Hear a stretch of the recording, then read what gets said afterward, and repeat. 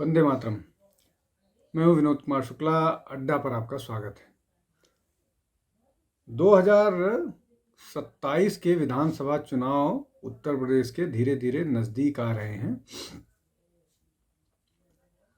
और बयानबाजी शुरू हो गई है।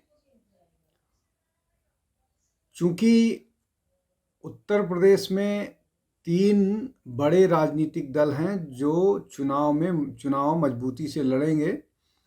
इनमें कुछ का अलायंस भी होता रहता है। कभी समाजवादी पार्टी और बहुजन समाज पार्टी का हो जाता है, समाजवादी पार्टी कांग्रेस का हो जाता है।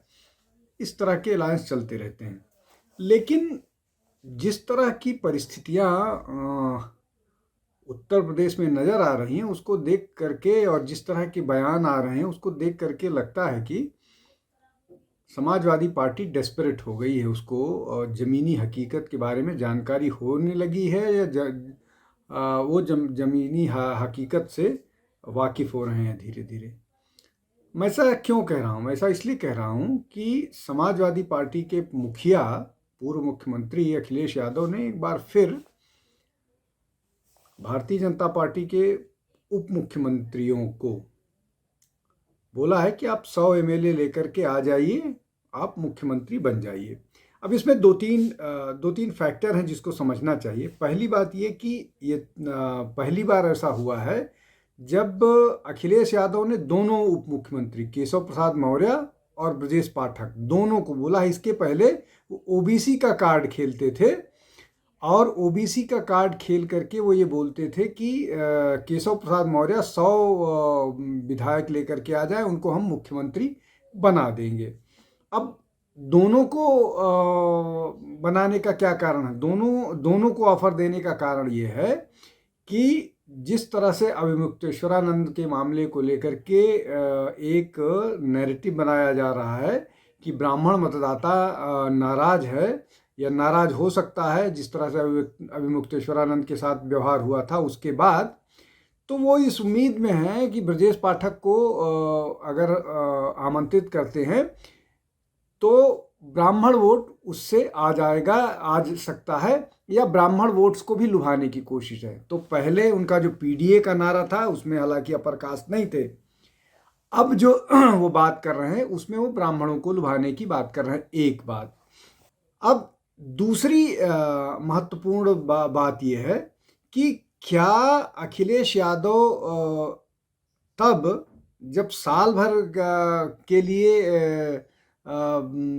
अगर कोई डिफेक्ट करता है तो मुख्यमंत्री बनेगा, उसके लिए चाहते हैं कि कोई डिफेक्ट करके आ जाए, भारतीय जनता पार्टी तोड़ के आ जाए। और अगर ऐसा नहीं है तो वो इंतज़ार क्यों नहीं करते हैं साल भर बाद? अगर ऐसी स्थिति है कि ब्राह्मण नाराज है, अपर कास्ट मतलब जो विपक्ष का नैरेटिव है उस हिसाब से केवल ठाकुर जो है वो भाजपा के साथ है, चूंकि योगी आदित्यनाथ उसी समुदाय से आते हैं। तो ये एक नैरेटिव बनाने की कोशिश की जा रही है जो योगी आदित्यनाथ ने हिंदुत्व के नाम पर लोगों को इकट्ठा किया है, उसको तोड़ने की कोशिश।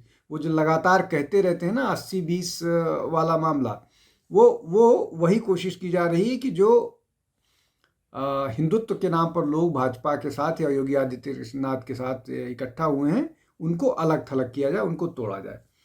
ये दूसरा मसला हो गया। तीसरा मसला ये है कि क्या अखिलेश को अपनी तैयारियों में कहीं कमी दिख रही है, और उनके पास नेताओं की कमी है, और उनके पास कोई ऐसा नहीं नेता है यहाँ तक कि वो खुद भी जिसका प्रभाव क्षेत्र गाजीपुर से गाजियाबाद तक हो। ऐसा कोई नेता नहीं दिखता है। वो खुद सेंट्रल यूपी कह लीजिए या इटावा के आसपास ही उनका जो यादव डोमिनेटेड एरियाज हैं वहाँ पर दिखता है। और मुसलमानों की चूंकि मजबूरी होती है, कहीं जा नहीं सकते हैं, इसलिए पश्चिम में मुसलमानों का वोट दिखता है। लेकिन पिछली बार तो लोकसभा चुनाव में एक साथ नजर आए, इसलिए कि मुस्लिम और यादव या बाकी समाजवादी पार्टी के कुछ नेता और कुछ दलित वोट चला गया था संविधान बदलने के लिए। उसको लेकर के वो लगातार नारेबाजी भी कर रहे हैं कि 37 का 27 में 37 का दम, मतलब 2027 में 37 लोकसभा के जो सांसद हैं वो अपना दम दिखाएंगे। लेकिन अब इसमें महत्वपूर्ण बात यह है कि 2024 में 37 लोकसभा सांसद तो जीत करके आए, लेकिन उसके तुरंत बाद जो विधानसभा के 10 उपचुनाव हुए उसमें से 8 एनडीए जीत करके आ गई। यहाँ तक कि मिल्कीपुर विधानसभा, जहाँ से फैज़ाबाद के सांसद अवधेश प्रसाद जीते थे, वो मिल्कीपुर भी अपनी सीट नहीं बचा पाए। और एक ऐसी सीट भी जीत गए जहां पर मुस्लिम डोमिनेट सीसामऊ समाजवादी पार्टी जीत गई है, लेकिन एक ऐसी सीट पश्चिम उत्तर प्रदेश की जहां पर 70% मुसलमान है, वो भी सीट हार गई समाजवादी पार्टी। तो क्या इस तरह की स्थितियां हैं जहां पर समाजवादी पार्टी को ये साफ लगने लगा है कि वो चुनाव में उनके लिए मुश्किल होने वाली है, इसलिए वो इस तरह के ऑफर दे रहे हैं। अब इसमें एक और महत्वपूर्ण मसला है जिसको समझ लेना चाहिए। वो मसला ये है कि क्या इस पूरे उसमें वो इस पूरे मतलब ये जो बयान आया है उनका, इस पूरे बयान के माध्यम से वो भाजपा नेतृत्व में कंफ्यूजन पैदा करने की कोशिश कर रहे हैं, जिससे भाजपा नेतृत्व में कंफ्यूजन हो। और ये सब तब हो रहा है जब जो उत्तर प्रदेश के मुख्यमंत्री हैं योगी आदित्यनाथ, वो इन्वेस्टमेंट को लेकर के, टूरिज्म को लेकर के 2 देशों की विदेश यात्रा पर हैं, जिसमें जहां पर वो भारत में के लिए न केवल इन्वेस्टमेंट ले आएंगे, जिसमें बुलेट ट्रेन का भी मामला है, कुछ इस तरह का मामला है, जिसमें जो एक 600 किलोमीटर की घंटे से चलने वाली ट्रेन है, उसके ट्रायल में भी वो शामिल होंगे। वो जापान समेत 2 देशों की यात्रा पर हैं, जहां पर वो भारत में टूरिज़्म और ये सब चीज़ों को, टूरिज़्म और निवेश, इन सब चीज़ों पर चर्चा करेंगे। अब इस पूरे मामले में जब भाजपा के मुख्यमंत्री विदेश यात्रा पर हैं, उस समय इस तरह का ऑफर जो है वो अपने आप में बड़ा अचंभा वाला है। अखिलेश यादव के बारे में इस तरह की बातें हैं कि वो बड़े लेजी पॉलिटिशियन हैं और उनका दिन जो है वो 12 बजे से शुरू होता है, और दूसरी तरफ 4 बजे या 3 बजे सुबह उठने वाले योगी आदित्यनाथ हैं, जो प्रशासन से लेकर के संगठन तक सारे मामले पर सक्रिय नज़र आते हैं। तो अगर उसकी तुलना में आप इस तरह के नेतृत्व को देने की कोशिश कीजिएगा तो निश्चित तौर पर आपके लिए कोई रिजल्ट लेकर के नहीं आएगा। अब दूसरी तरफ जो योगी आदित्यनाथ हैं वो सिंगापुर और जापान की यात्रा पर हैं।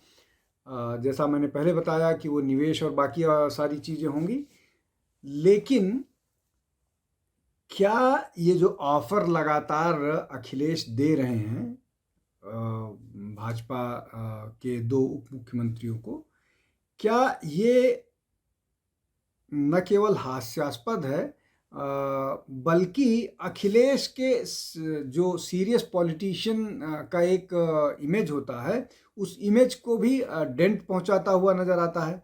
वो इसलिए कि अगर ये इस तरह की कोई स्थिति लगती जहां पर संभावना दिखती कि कोई आदमी मुख्यमंत्री पद के लिए पार्टी तोड़ सकता है या उसकी इतनी क्षमता है कि वो 100 MLAs को तोड़ सकता है, तो समझ में आता है, लेकिन ये ऐसा होता हुआ इसलिए नहीं दिखता है। ना तो केशव प्रसाद मौर्य ऐसा करेंगे, ना उनके साथ 100 एमएलएज हैं। सबके पास कुछ ना कुछ अपने वो होते हैं, लेकिन ऐसा लगता नहीं। दोनों चीज़ें हैं, दोनों न तोड़ेंगे ना दोनों के पास इतना सक्रियता। अभी जिस तरह से बटुकों का स्वागत किया था या उनका पूजन अर्चन किया था ब्रजेश पाठक ने, तो उसके बाद ये इस तरह की बातें भी कही जा रही थी कि शायद वो एक योगी आदित्यनाथ को मैसेज देने की कोशिश की गई, लेकिन शायद इसका मामला दूसरा है। ये योगी आदित्यनाथ को मैसेज देने की कोशिश नहीं की, ये बाकी लोगों को मैसेज देने की कोशिश की गई कि हमारे लिए सब लोग एक उसमें हैं, और भारतीय जनता पार्टी या कम से कम जो योगी आदित्यनाथ है वो हिंदू एकता के लिए, सनातन को जोड़ के रखने के लिए काम करते हैं, वो नज़र भी आते हैं। तो ये उसको उस दृष्टि से देखा जा रहा है। तो ये योगी आदित्यनाथ के समर्थन कह लीजिए, या योगी आदित्यनाथ की पूरी टीम को मजबूत दिखाना ज़्यादा नज़र आता है इसकी तुलना में। अब निश्चित तौर पर ये बयान की बात की जाएगी कि उन्होंने बोला कि जो वटुकों को उनकी शिखा पकड़ कर खींचा गया ये पाप है। तो ये सरकार का मैसेज है, सरकार का प्रशासन के लोगों को मैसेज है, ना कि आपस में एक दूसरे को मैसेज किया जाता है। ये बातें लोगों को समझ में आती हैं। ये इसमें पॉलिटिकल डिटेलिंग, मतलब इसमें पॉलिटिक्स को हर आदमी अपने तरह से इंटरप्रेट करता है, लेकिन यहाँ पर जो मामला निकल कर के आ रहा है वैसा ही है कि सरकार जो है वो मैसेज देने की कोशिश की है कि जो भी किया गया। अब ये अलग बात है कि जो प्रशासन है वो सरकार के ही अंडर में था, लेकिन कई बार सरकार में लोग इस तरह की लिमिट्स पार करते हैं। लेकिन लिमिट पार करना या कई लिमिट पार करना एक मसला होता है, और कई बार जो अगर इसको मान लें कि कुछ इस तरह का हो भी गया तो उसको संभालने की भी कोशिश की जाती है। तो ये कुल मिलाकर के उसी तरह की स्थिति है, लेकिन इसमें कहीं पर भी ऐसा नहीं दिख रहा है जहां कि बीजेपी में, उत्तर प्रदेश की बीजेपी में टूट हो जाएगी और जो अखिलेश चाह रहे हैं वो होगा। इस तरह के लगातार जो स्टेटमेंट्स अखिलेश दे रहे हैं उससे ये बात ज़्यादा निकल करके आएगी कि अखिलेश एक नॉन सीरियस पॉलिटिशियन है, उनको राजनीति के सीरियसनेस से लेना देना नहीं है। वो इस तरह के गैर जिम्मेदाराना बयान या वो करते रहते हैं, और इस पर इस पूरे मामले पर उन पर चुटकी लेते हुए जो भाजपा के प्रवक्ता मनीष शुक्ला, उन्होंने बोला कि अब अखिलेश को पोगो चैनल देखना बंद करना चाहिए। तो ये उसी तरह का मामला है। तो कुल मिलाकर के ये जो अखिलेश है अपनी तैयारियों से लगता है वो बहुत संतुष्ट नहीं है, और उनको लग रहा है कि 2027 का चुनाव उनके लिए मुश्किल होने वाला है सारे दावों के बावजूद। आज के लिए बस इतना ही। बहुत बहुत धन्यवाद। आप हमारे चैनल के साथ जुड़िए, उसको लाइक कीजिए, शेयर कीजिए, सब्सक्राइब कीजिए, जिससे ज़्यादा से ज़्यादा लोगों तक पहुंच सके। बहुत बहुत धन्यवाद। नमस्कार।